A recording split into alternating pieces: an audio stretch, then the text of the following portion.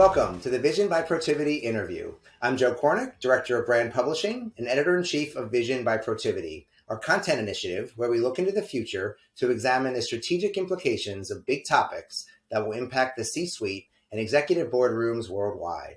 In this, our first topic, the future of cities, we're exploring the evolution urban areas are undergoing post-COVID and how those changes will alter cities over the next decade and beyond. Today, we're joined by a panel of smart cities experts, particularly when it comes to transportation, mobility, and sustainability, and how they all impact both the public and private sector. The disruption is already underway, of course, and changes are happening so fast that it's often difficult to keep up. Fortunately, we've got three people here to help us make sense of it all. Today, I'm joined by Vaibhav, Ghadiok, co-founder and vice president of engineering at Hayden AI, developers of the first ever autonomous traffic management platform for cities. I'm also joined by Renee Ray, strategy and innovation leader at Conduent, where she leads partnerships for Conduent Transportation, a technology company which includes payment processing, enforcement, and data analytics for public safety and transit. And finally, we have Jonathan Reichental, Ph.D., professor, best-selling author, and smart cities expert. Thanks so much for joining me today. And Jonathan, let's start there with a study that I know you like to cite. It's from Frost & Sullivan, which suggests smart cities will create some $2.5 trillion of opportunity by 2025. The convergence of technologies such as AI, machine learning, and big data are disrupting how people move around cities and how cities interact with those people. So let's start where we are today and then discuss what's coming down the road. Where are the opportunities, and how can we make sure that we're building better, safer, and more sustainable cities of the future? And I'll open that question up to all three of our panelists. Great to be here, Joe. This looks like it's going to be the century of cities. We are now a majority urban planet, and over the next few decades, millions more will move into cities. Our cities have served us well generally. We identify with some big challenges, but they are now under considerable duress, whether it's the ability to tap into clean, abundant energy, protect the environment, offer up transportation services, have a safe and healthy environment. These are all things that now we need to focus on, and we are beginning to focus on as the issues and challenges arise. The good news is leaders around the world are embracing an urban future, recognize the needs of cities, and they're beginning to invest. And they're beginning to look at technology in particular, things like artificial intelligence, Internet of Things, data in a very big way. And we see amazing solutions, whether it's in dynamic traffic signal systems to make traffic move more smoothly, or sensors to detect whether water is healthy and air is healthy. So we are in this incredible inflection point, I believe, becoming really clear in my travels around the world, where cities are becoming the focus of the human experience. And the good news is we've got technology to meet it, but the challenges are big and certainly the opportunities are sizable too. Renee, why don't you share some thoughts around that same question? Sure. There are a couple of things that I think are really important opportunities for cities. One is that we know that travel behavior is something that is very much ingrained and is very hard to change. But certainly with COVID, we've seen people are changing the way that they work, the way that they go to school, what the kind of errands they're running. And we're still trying to understand how much of travel is going to go back to normal and how much of it is going to stay different. When we think about where we have spent a lot of our effort and dollars, it has been on commute trips, which are actually just under a fifth of all trips taken. So I think this gives us an opportunity to focus on what should the entire mobility system look like for all kinds of trips and for all kinds of people. Something else I think is really important is there are big economic shifts that are happening in the aftermath of COVID, and they're going to change what does the tax base for a city look like? Is the way that they have been gathering revenue and spending money something that's going to be able to continue in the future? Or are they going to have to think differently about what financial sustainability looks like and where they are drawing resources from and how they are spending their budget in ways that are more equitable for the folks that live there? Interesting. And Vaibhav? Sure. So My perspective is more transportation related. So let's look at where we are today, right? Bus speeds in pre-COVID Manhattan were less than 5 miles per hour, right? A typical job today is only accessible by about 27% of its metropolitan population in 90 minutes or less, right? So really the transportation today, not very equitable, right? For those people depending on public transportation as their primary means of transportation, it is not working. The system is not working for them, right? And lastly, we have an overburdened transportation system. Now, when we start thinking about fixing these problems, we are often thinking big infrastructure project, big capital expenditure, right? Projects taking decades maybe. But in the same breath, we also talk about smart cities, right? So why not talk about smart expenditure and think small? What can be achieved with the technology today where we can deploy, say, mobile sensors, much like Hayden AI does, right, that are AI enabled and spatially aware. So we have these sensors that we can mount on city fleet vehicles. As the vehicle goes through the city, it has a full understanding of what it is seeing. It can observe things, report things. What impact can that have without large expenditure, really? So that is where I think we have to go next or think next. I know both Hayden AI and Conduent are focused on the public aspect of this in terms of public transport and mobility, as well as other areas. So Renee, if you could, talk to me a little bit about how public spaces could be different in cities of the future and why that's so important that we get it right.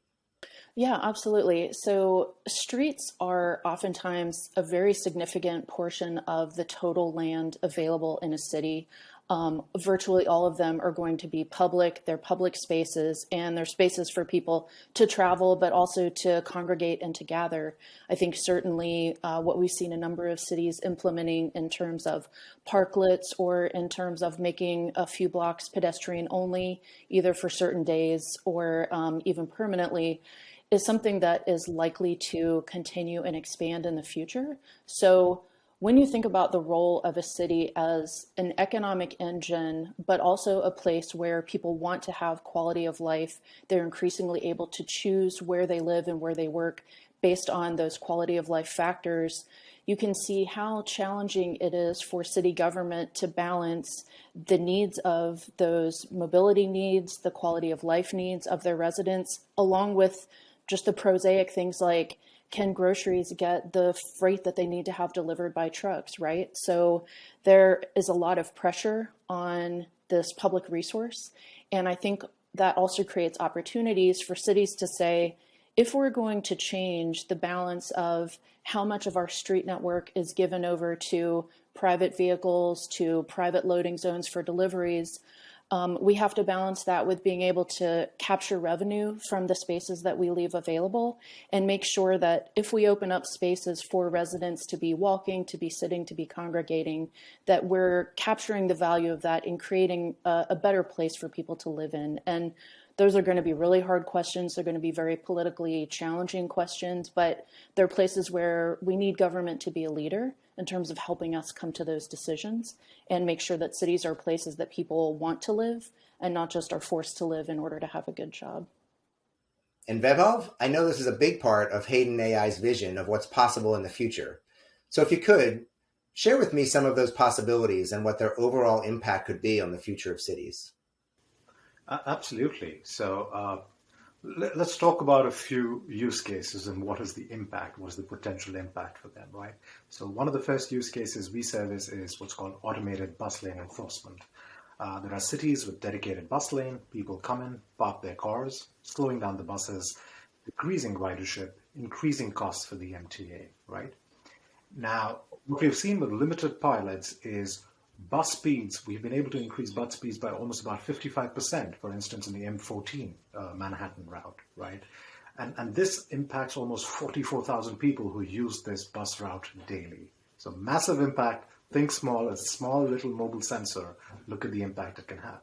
Let's look at another use case, bike lanes. If we enforce using the same technology, we enforce bike lanes, make sure it's clear, give people an opportunity to ride their bikes in cities, increase the throughput of our streets, we can make this a lot safer, right?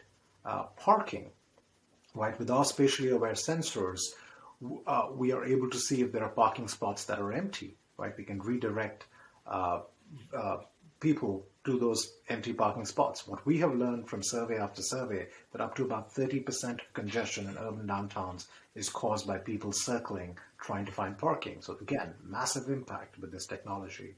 Lastly, what I can tell you is traffic signaling, right? We have outdated traffic signaling timing that causes more than 10% of traffic delays in most urban routes. Again, with more data, etc., we can make these traffic signals a lot more dynamic, again, have a massive impact on this without a lot of capital expenditure. We focused a lot so far on the public sector's aspect of this. Jonathan, if you could, let's talk a little bit about the private sector's role in the future of smart cities in terms of both opportunity and sort of what's possible. Your perspective here is really valuable. One, there's so much potential for investment in this sector. And two, smarter, more connected, and ultimately better cities are really smart business, aren't they? Yeah, that's very, very true. You know, everybody has a different sense of what a city is. But when you kind of catalog it, you see that it's a place that focuses on health, that focuses on buildings, you know, on energy, on public safety, on telecommunications. It's a very, very long list. And in every one of those areas, there's opportunity today. Each one is, catching up with the private sector to deliver what communities expect, right? So there's a catch-up period. But then there's just these gaps of how can cities and governments deliver experiences that people are so used to in the private sector, but don't get in the public sector. And the public sector is very much motivated to deliver better solutions because it reduces, cost, which can be passed on to communities. It can create a better experience. It can get more people engaged in democracy and in the conversation. So if you're a private sector organization, this is a really wide open space for entering, bringing to the attention of mayors and city managers incredible new ways of thinking about solving big intractable issues like transportation and congestion and everything that goes with how you move people and goods around. This is remarkably open. And lastly, I suppose, for the private sector and as a benefactor of the public sector, there are more tools in the toolkit, right? There are more ways now to deliver solutions. In the public sector, the digital transformation is just beginning. And if we can combine sort of new thinking about the future, focusing on people and quality of life, I think there's a very healthy, future for private organizations to participate. The data certainly reflects that. And I just say finally, here's an amazing sort of industry, the public sector industry, for startups and new companies to enter where they didn't enter before. So this is an area of the economy that I'm actually quite bullish on. And I think if we do a series of the right things, incorporating the right technologies, we're looking at multi-trillions of new opportunity over the next decade and beyond. Yeah, Jonathan, that's a really good point and a really good segue into my last question. Before I let you all go, we call this program Vision by Protiviti because we like to get really smart people with innovative ideas to talk about their vision of the future. So smart cities and transportation in 2030. What's possible when you think about the next decade and even beyond when we talk about the future of cities? Renee, why don't you start us off? Sure. So when I think about what I want the future of cities to be like, I think of it more as an experience than something that I'm going to see. So I think about feeling less stress when I'm traveling through a city, whatever kind of errands I'm running. I think about if I'm driving in a city, having a more seamless experience to get in my car, map my route, reserve a parking space, pay for it, and have that be something that's really easy and seamless for me to do. And I think that one of the ways that we can get there, besides just technology, is by having measurable outcomes so that we can hold cities to a standard of ensuring that they are improving mobility options across different modes for different people, whether we're talking about how easy is it to get to work, How many jobs can you access from your home? How easy is it for you to get to the grocery store, take your kids to drop them off at daycare? And being able to collect and evaluate data with technology is going to be a big part of how we're able to do that. I'd like to actually build on what Renee is saying. A lot of what will happen over the next decade, some of it will be invisible. As we build out the digital infrastructure to support a lot of the experiences that community members will have, the improved experiences. But if you want to know about what we'll see, how will it look differently, I want to point to two big areas. I think these will resonate with people. The first one is the introduction of autonomous vehicles at scale. I believe that we are looking at a driverless future because I've experienced driverless cars, and I'm absolutely convinced that our roads will be populated by an assortment of new innovation that is being driven by computers and not humans. And that allows us to change how we design and plan cities. That's a really big deal. The second visible area that I think we'll all notice, and it'll happen faster, I think, than we anticipate, will be the introduction of drones, both on the street and also in the skies. And, it's this kind of space where the evidence is so clear now that this is coming. I would encourage not only the private sector, but the public sector to begin the preparation for that. We need the legislation and the regulation. We got to be ready for it. Finally, my final point would be, we can't look out to the future without thinking about resilience, and in particular, changes in the climate, which over the next 10 years will be increasingly more visible. So cities will be making steps and taking steps, in fact, to mitigate a whole range of natural issues and human-made issues too. And by the way, I have one more, which is, and it goes back to something Renee said very early on in our conversation. I think based on what I'm seeing in many major metropolitan areas around the world is more focus on placemaking. And I like to think about this as, we built cities in the 20th century largely around the automobile. The 21st century is about building cities around people. And I think visibly, you'll see cities start to make sort of central areas more pedestrian and more friendly to humans. So smart cities are ultimately about people experiences. We shouldn't get distracted by the technology. If it works well, it's invisible. So let me give a technologist point of view. There were some remarkable points made by both Renee and Jonathan. So let's first talk about maybe autonomous driving. So I think there have been massive advances in machine learning, especially applied towards computer vision in the past decade, which has enabled various applications. However, safety critical applications that require, say, 6 nines reliability, such as autonomous driving, remain elusive, right? Now, I do believe somewhat guided autonomous driving or under supervision is going to happen in the next few years on highways. However, city centers remain a challenge. One way to solve that problem is to use the kind of AI sensors, AI on edge sensors, to provide data to these semi-autonomous, autonomous vehicles so they know what to expect at an intersection 300 meters before they even approach it, right? Especially in areas where there's complex. So there's a lot of, again, place for having these intelligent sensors spread across the city. Another idea to build upon what Renee said a little earlier in this segment was about cities and how cities, the way I would think about is how they can be made programmable, so to speak. Can we change a certain area from a loading zone to a thoroughfare to maybe a soccer field on Sundays, right? Now, what's going to enable this change is geospatial capability. Now, everybody in their hands is going to have localization capability of about 50 centimeters or better by the end of this decade, or potentially sooner.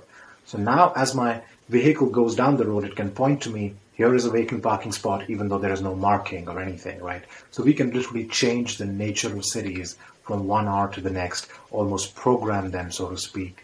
I think that is a future that we can definitely expect before 2030. The autonomy, I would say, let's give it a decade or more.